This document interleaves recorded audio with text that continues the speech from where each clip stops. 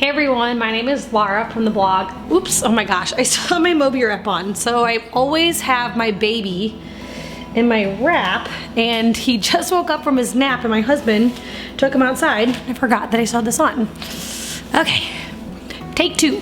Hi, my name is Laura from the blog artwillyhouse.com, and today I'm going to be sharing with you my top 10 kitchen essentials for my minimalist kitchen.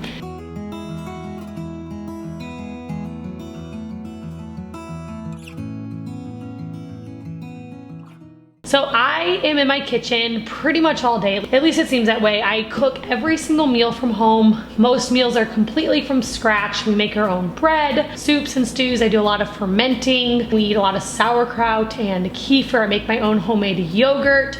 I make elderberry syrup. So I am in the kitchen a lot. But over the years, I have decided that I'm very minimal on the amount of things I have in my kitchen, even though I'm in here a lot, because I'll go to certain stores and see things like an avocado holder, which that's just funny thing, or a lemon or a lime holder. And there's like all these different like kitchen gadgets and things. And even though I'm in the kitchen a lot and cooking, I don't really use any of these gadgets. And so I kind of compiled a list of the top 10 things that I use in my kitchen, and pretty much the only 10 things that I use outside of course, you know, plates and knives and forks and spoons. I'm not putting those on the list because those are just obvious no-brainers. Everybody needs those. But other than just those simple things, there's about 10 things that I use in my kitchen every single time that I cook, and I really don't use anything else. And so I thought I would share that with you today. So I have a little list here on my phone, so I'm just gonna open it up. Okay, the very first thing that I have on my list is cast iron skillets. I do all of my cooking in my cast iron skillets, from breakfast, lunch, dinner, desserts, everything I pretty much use my cast iron skillets for. And the reasons for that is, one, they are a healthier option to cook on because there's no chemicals on there. Also, if you're low in iron, they'll give you a trace of iron in your food when you cook on them. And then they're also extremely low maintenance. They are easy to take care of. You don't really even have to clean them. They just kind of wipe clean because they're completely non-stick if you season them right, which the only thing that you need to know about seasoning your cast iron skillets is just rubbing them down with some coconut oil or whatever oil you have. Not a ton, just a little bit. And then I bake them in my oven for about an hour at 300 degrees. So I do that maybe once every couple of months, nothing very often. I use my cast iron skillets multiple times every single day. So my kitchen is fully stocked with cast iron skillets. I have about 5 of them, and I'm looking at getting a cast iron Dutch oven just because I love anything cast iron, because like I said, it's the healthiest option to cook on. If you have non-stick pots and pans, they usually have that Teflon on there and it gets into your food, and that's chemicals. So I don't want to use that, but I found that cast iron skillets are just as non-stick and they're really easy to care for. Okay, next on my list I have essential oils. We use essential oils for all of our cleaning and like homemade soaps and different things, and so I use my essential oils a ton in the kitchen. The most common oil that I use in the kitchen is my lemon essential oil, because lemon oil is a natural degreaser, and so when I use that, it helps to get grease out of my pots and pans when I'm doing the dishes. I also use lavender in my hand soap because it's really cleansing and purifying. I use tea tree oil to clean. It even works when I'm cleaning my cutting board. If something that I just cut meat on, I'll put a little tea tree oil in a spray bottle and then just spray my cutting board down and wipe it. So I use a ton of essential oils in my kitchen, and over the years of using my oils, I have been able to replace a lot of things in my home. Like I said, my cleaners, I use it to clean my produce. So lemon with some water, you can soak your produce in that. Instead of buying these kind of things at the store like soaps and produce cleaners and cleaners, I just use my essential oils, and I found that that has saved me a ton of money over time, and they work just as well, if not better, than some of the conventional items at the store. I do have a free masterclass talking about all the ways that we use essential oils in our home and show you how I use them to save money and to live a healthier lifestyle. So I'll also link that down in the description box below if you want to register for that. I have a few different times, so you can pick which time works best for you. Okay, the next thing on my list is my Berkey water filter. So we use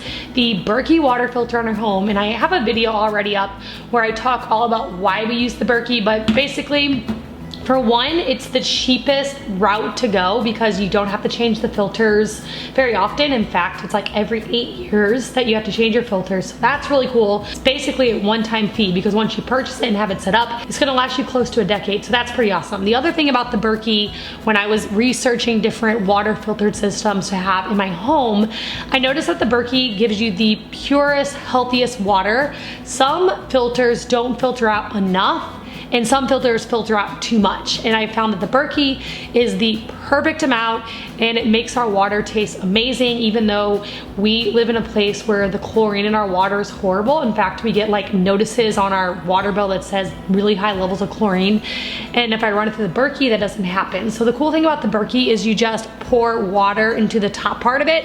So you just use your regular tap water out of your sink, and then you just pour it in, filters it, and it works very efficiently. It's very fast and super cost effective. And so I use my Berkey for all of my cooking and all of our drinking water here in my home.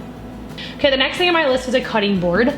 Obviously, a cutting board is a must-have, but what I'm gonna say about the cutting board is I recently got a new one, and I really like it because it's really, really big. I've never had a cutting board big enough. I'm always losing things off the side. I have things sitting on it, and when I'm chopping, things are like flying off. And so I really like this one because it's really big. This is especially good if you have an island or something. I actually have a very small kitchen, and I still just leave it out all the time because I'm constantly cutting things for breakfast, lunch, and dinner, apples for snack time. It just pretty much never goes away. So I love that it's big. And then this cutting board that I just got also has a little compartment that sets in it, and you can pull it up. So when I dice something, I can slide into there, pick that up to put into the pot rather than having to lift up the whole cutting board.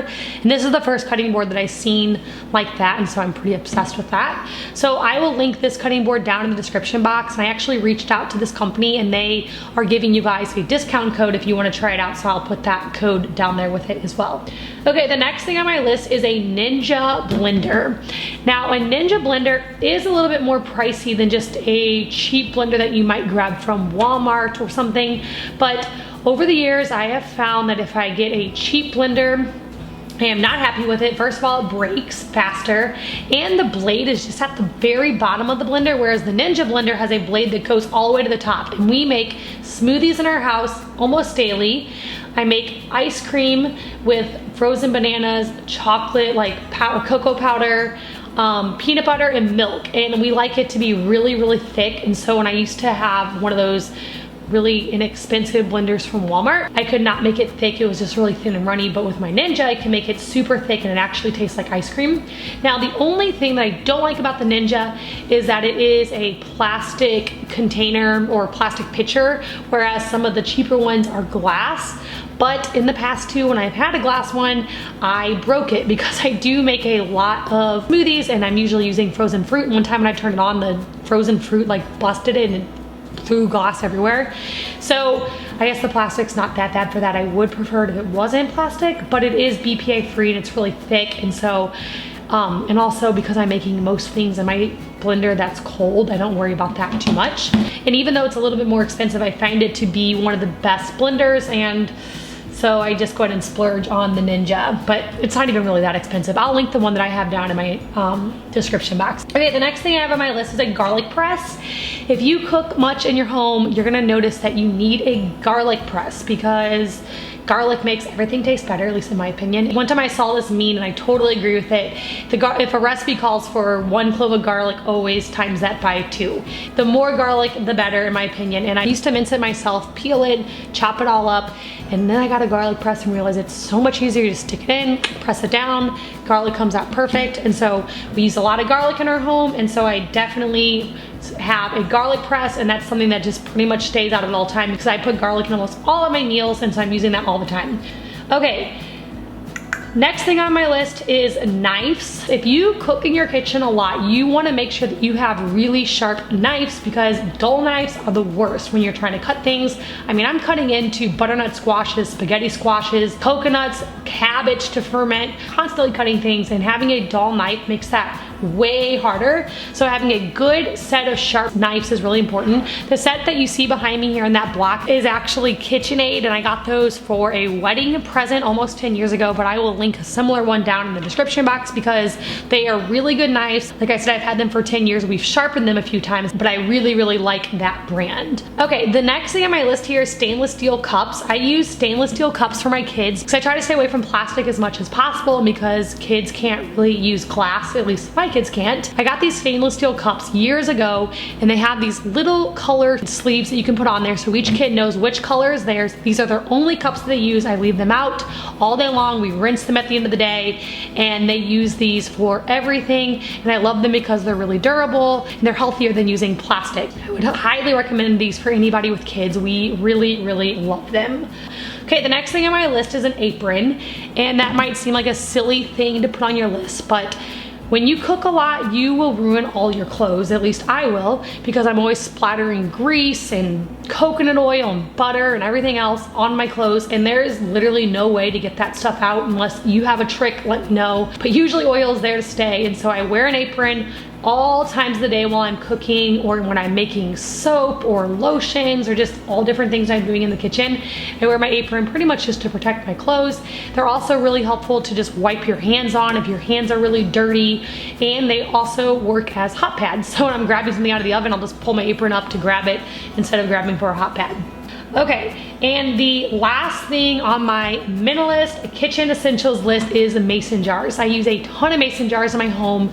Mason jars are really good for storing things like bone broth, leftover soups and stews, and it's glass and they're heat resistant, which is nice. I use my half-gallon mason jars to ferment my sauerkraut in.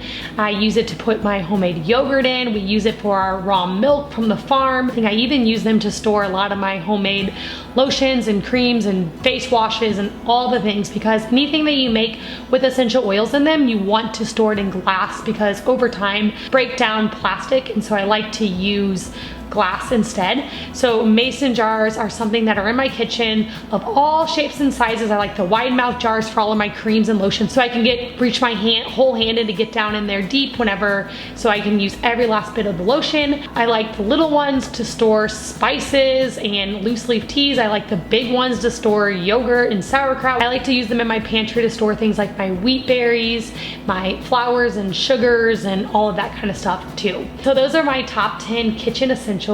Hope you guys enjoyed this video. If you're new here, please hit that subscribe button and be sure to check out my description box below with all of my freebies and essential oil masterclass. Thank you so much for watching, and I'll see you all in the next video.